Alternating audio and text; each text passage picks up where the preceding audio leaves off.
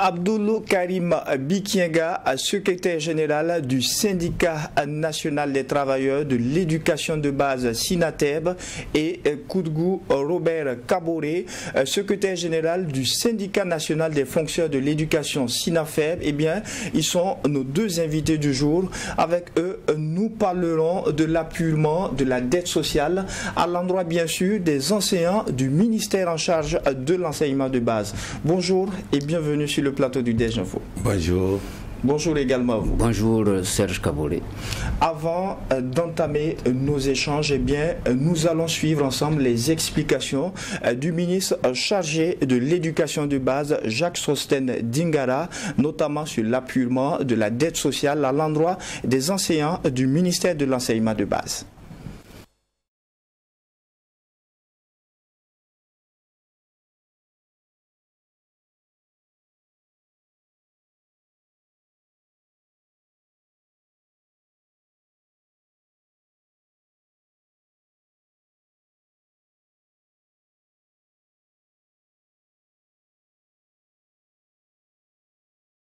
De revenir sur cet élément au cours de nos échanges avec quelques petites difficultés au niveau de la technique.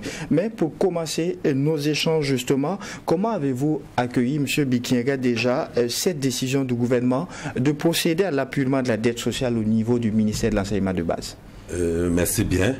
Je profite de votre micro pour dire bonjour à tous les militants du syndicat national des travailleurs d'éducation de base, en particulier, en général, tous les travailleurs d'éducation de base qui abattent quand même un lourd travail sur le terrain pour apporter l'éducation aux enfants du peuple burkinabé.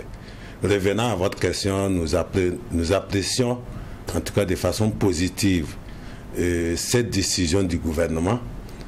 D'ailleurs, elle faisait partie d'une de nos préoccupations, ne serait-ce que le 9 janvier 2025, la coordination nationale des syndicats d'éducation a analysé les préoccupations des secteurs de l'éducation.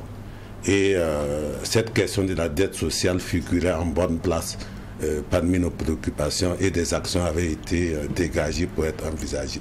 Donc nous remercions vraiment le gouvernement pour cette mesure que nous apprécions à sa juste valeur. Merci bien. Avant de vous passer la parole, l'équipe technique me fait signe que tout est fin prêt. Nous allons donc suivre les explications du ministre en charge de l'éducation de base sur la question justement de l'apurement de cette dette sociale. Et au regard donc de la trésorerie, le gouvernement a décidé donc d'étaler et de répartir donc cette dette sociale sur l'ensemble donc de l'année. Alors le pays a été divisé donc en 4 zones en ce qui concerne donc la liquidation de la dette. La première zone constituée essentiellement donc de 19 provinces, à savoir le BAM, le Banwa, la Nyanya, le Gourma, la Komagari, la Kompienga, la Kossi, le Kulpergo, le Lorum, le Moun, le Namentenga, le Nayala, l'Oudala, le Sanmatenga, le Seno, le Soum, le Sourou, la Tapua et le Yaga. Naturellement, les agents de ces provinces verront leur indemnité corrigée au cours donc des mois de février et mars. La deuxième zone est constituée essentiellement donc de 7 provinces, les Balais, le Boulgoum, la Komoé, le Kouritenga, le Passoré, le Yatenga et le Zandoma. Alors l'incidence financière des agents de ces 7 provinces donc sera corrigée au cours donc des mois d'avril et mai. Alors la troisième zone est composée donc de 15 provinces, notamment le Bazega, la Bougriba, le Ganzourgou, le Yoba, le Kenedougou, le Kourouero, la Leraba, le Naouri, le Nombiel, l'Ubritenga, le Poni, la Sicily, le Tui, le Ziro et le Zumuero. Alors l'incidence financière donc de ces 15 provinces sera corrigée en juillet et septembre.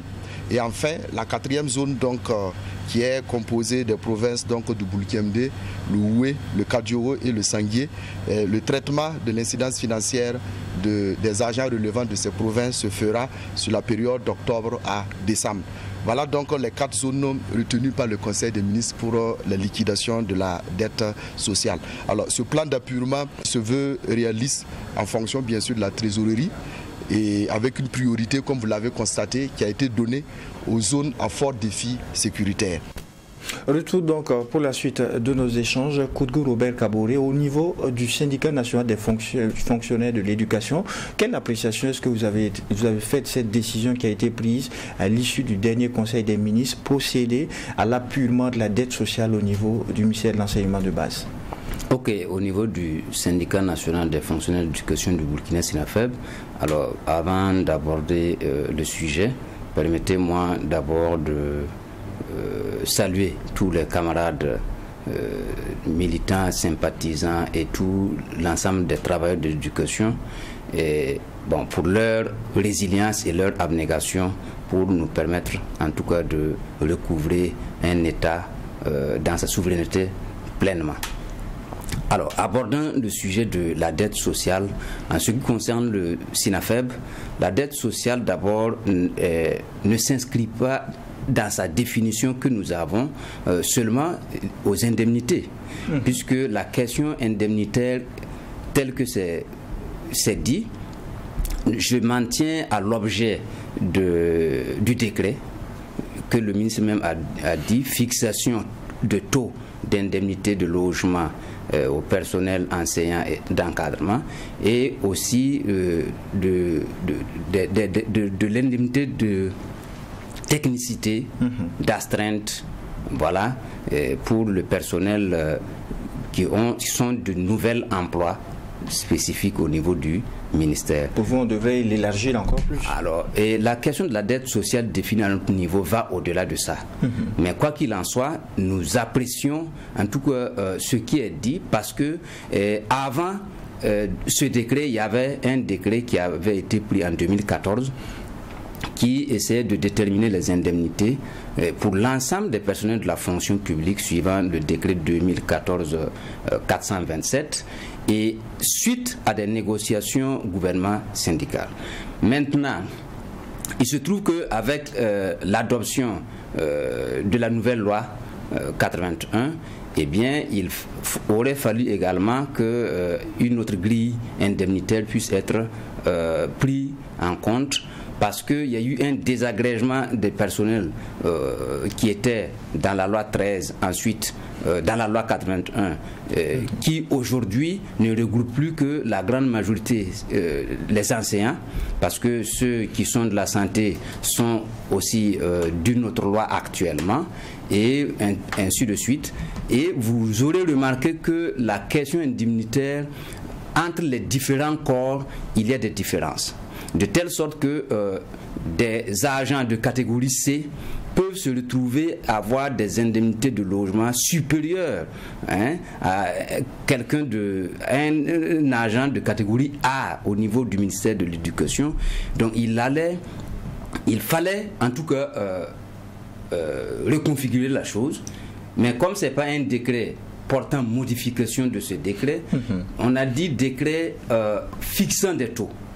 Nous disons que c'est de nouveaux taux qui sont pris en compte par le gouvernement, parce que dans la communication, le ministre dit que c'est une reconnaissance au personnel de l'éducation qui abat un grand travail sur le terrain et dans l'ensemble du territoire burkinabé. Donc, et cette reconnaissance, je crois savoir que ça ne sera pas effectivement le taux lié à l'ancien décret, mais nous attendons d'avoir, dans la forme c'est appréciable, mais nous attendons de voir dans le fond,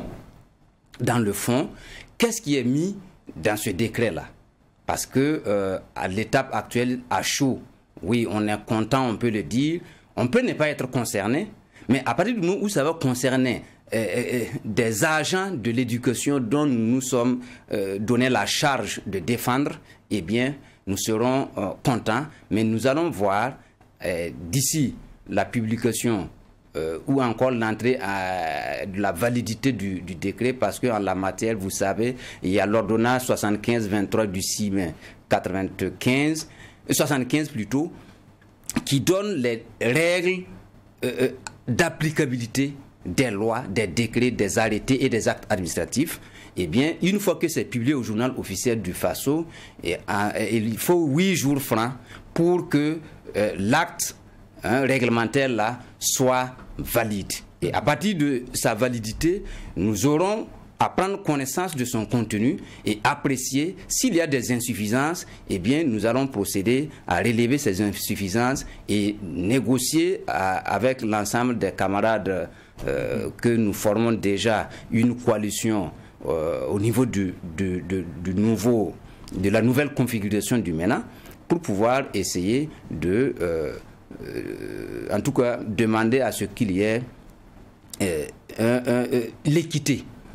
L'équité dans la rémunération de ces indemnités-là. Maintenant, la dette sociale proprement parlée, il y a les avancements de classe que nous tenons et que la loi prévoit, ce sont des droits légaux, alors qui depuis longtemps on est en train de piétiner, il faut les appuyer également.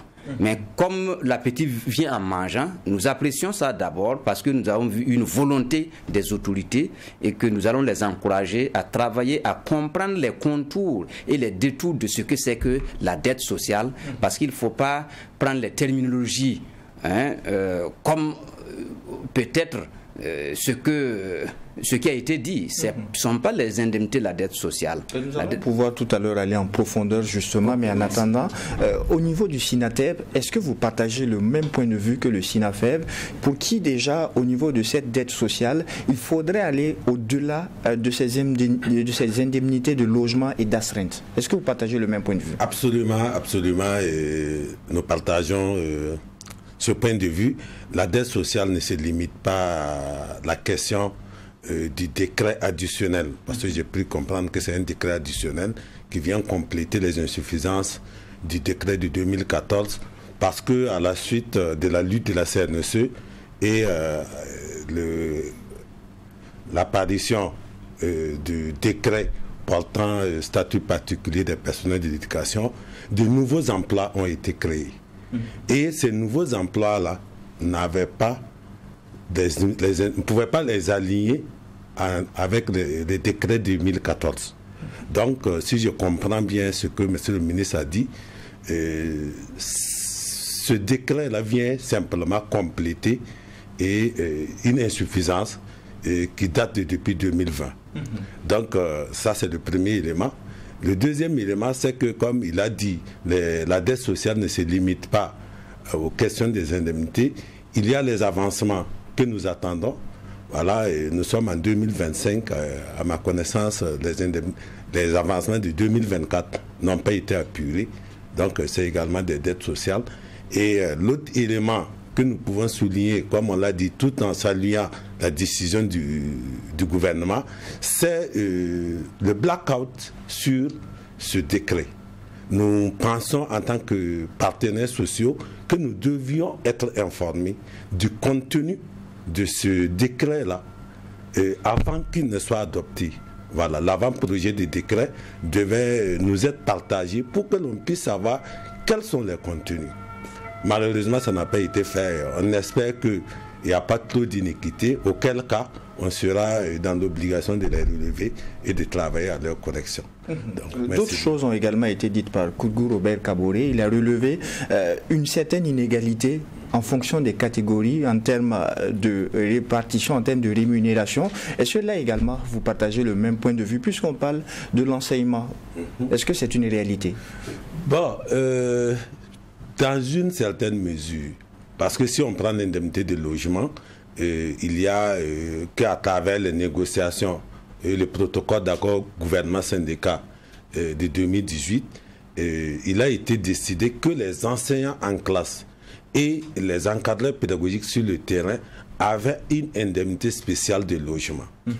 Donc il peut y avoir une différence entre un agent de catégorie A qui est au bureau et un agent de catégorie B qui est sur le terrain. Mais je pense que ça, c'est une décision collégiale. Si ce n'est un secret professionnel, à combien est-ce qu'elle s'élève?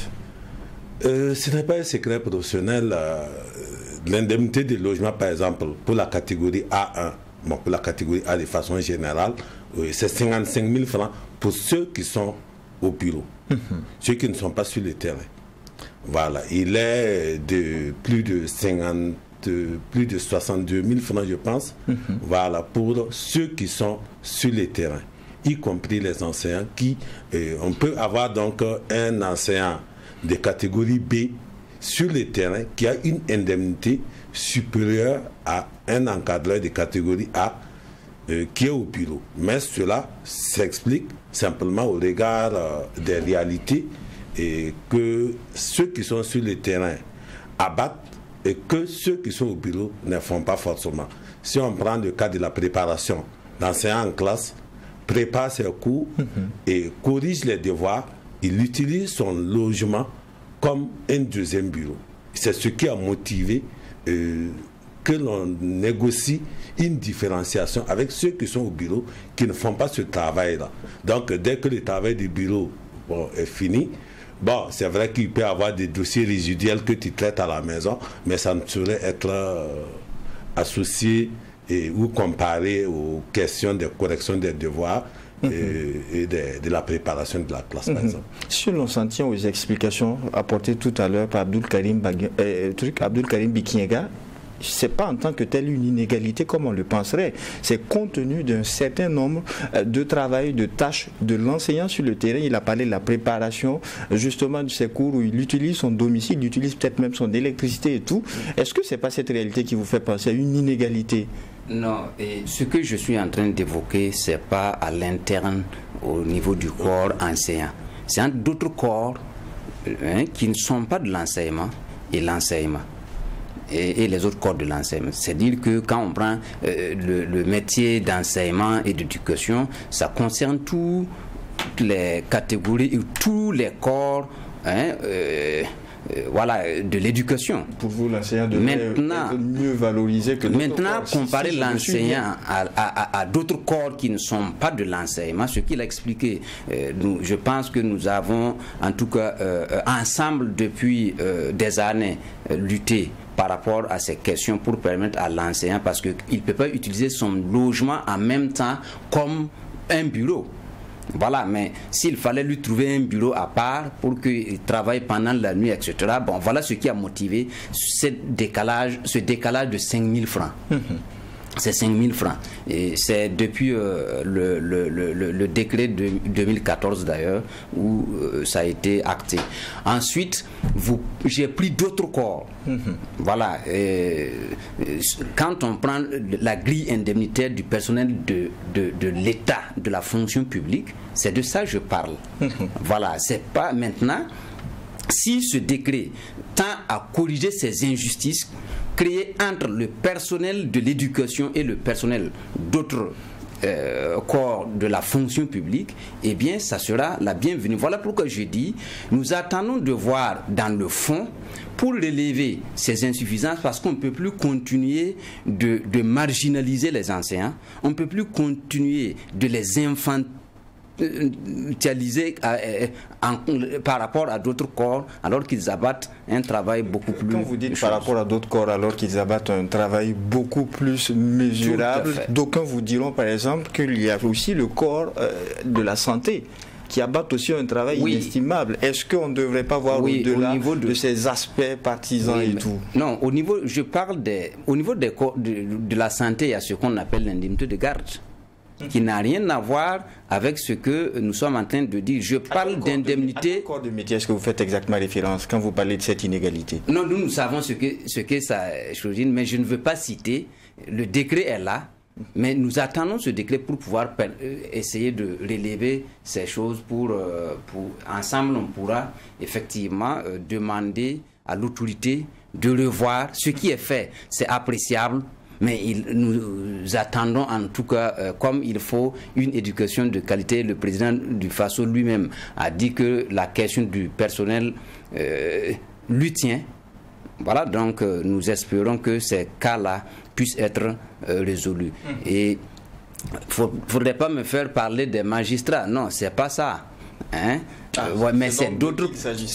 Comme nous parlons de l'enseignement de base, nous aurons l'occasion c'est d'autres corps en dehors même de. Déjà par rapport à cette dette sociale, une question que les téléspectateurs et auditeurs pourraient se poser: comment en est-on arrivé à cette dette sociale, M. Bikinyega?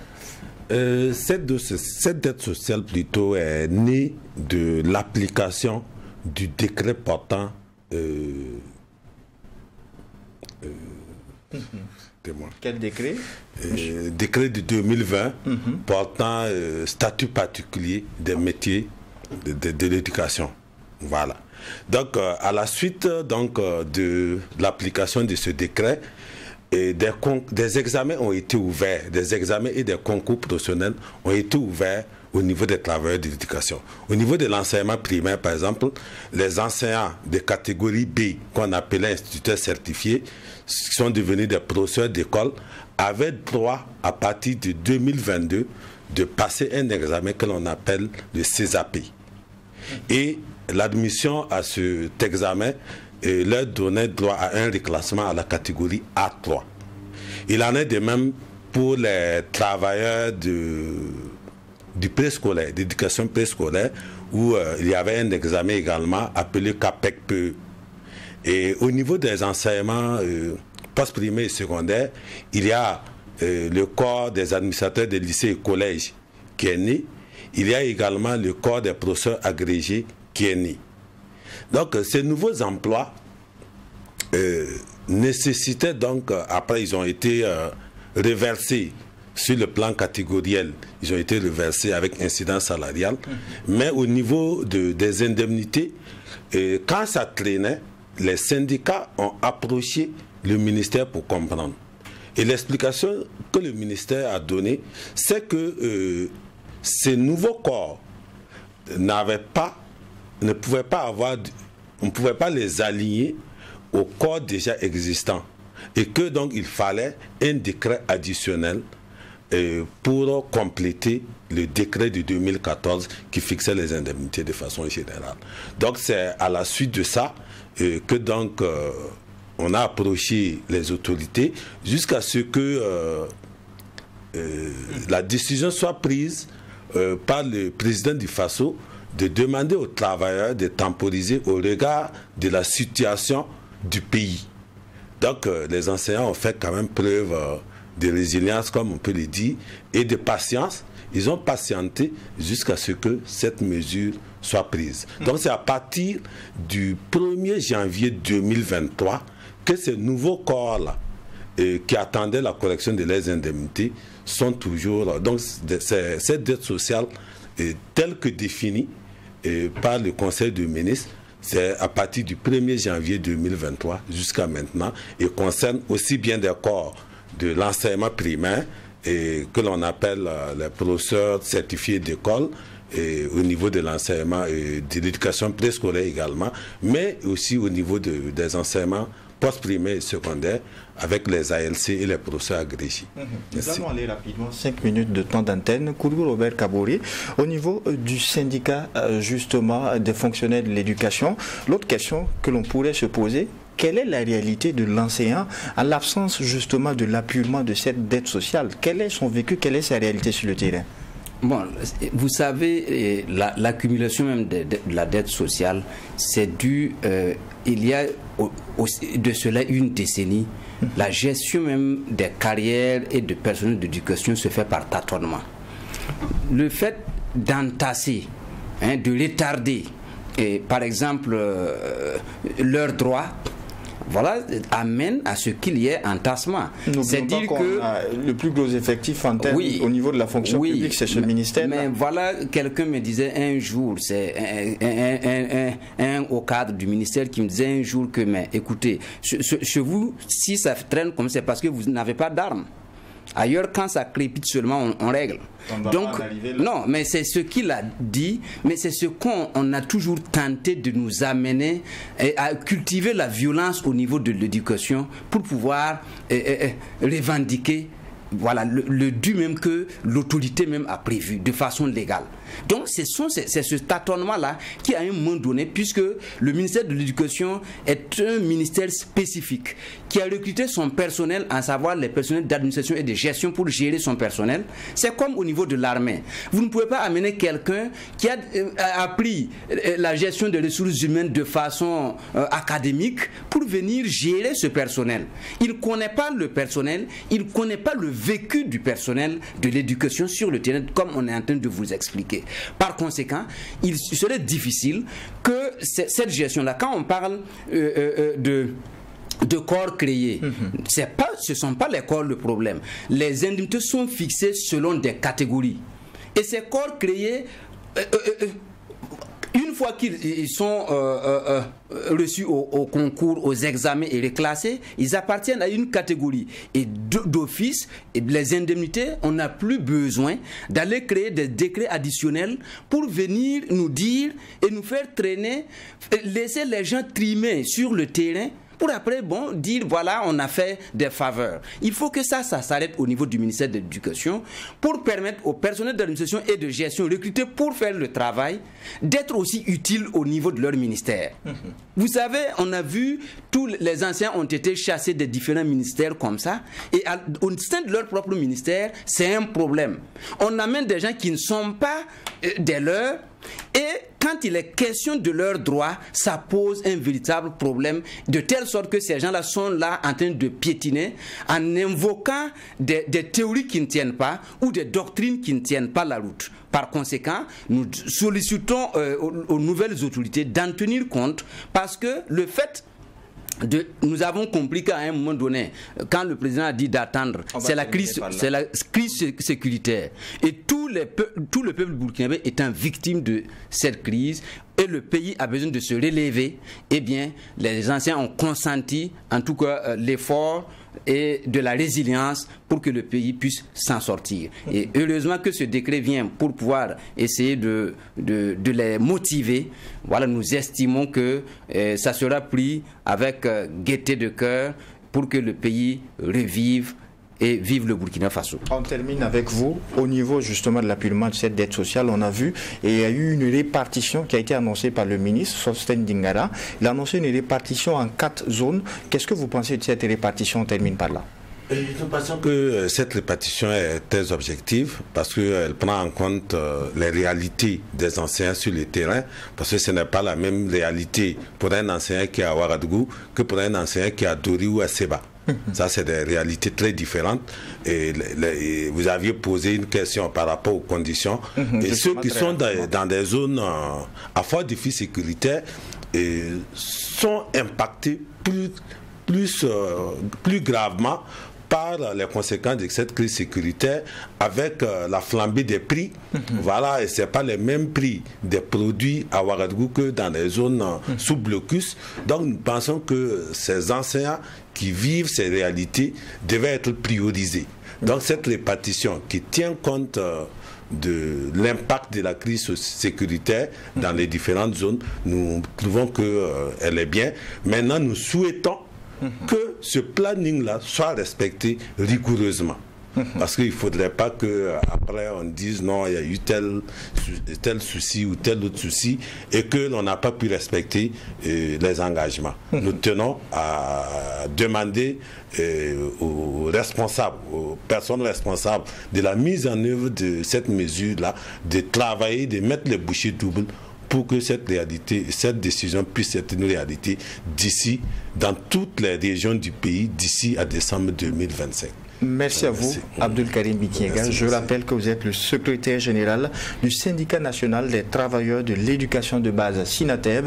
Nous avions à vos côtés dans ce DG Info également Koudgou Robert Kaboré, qui est le secrétaire général du syndicat national des fonctionnaires de l'éducation du Burkina. Merci à vous deux d'avoir accepté cette invitation du DG Matinal Info. Merci. Merci à vous, M. Kaboré. Également, merci à vous, auditeurs et téléspectateurs des médias leaders, Twi TV et WattFM. Ainsi se referme ce 5e et dernier numéro de la semaine. En attendant de vous retrouver, et Dieu voulant lundi pour un autre numéro, eh bien, non seulement portez-vous bien, mais aussi et surtout que Dieu bénisse le Burkina Faso.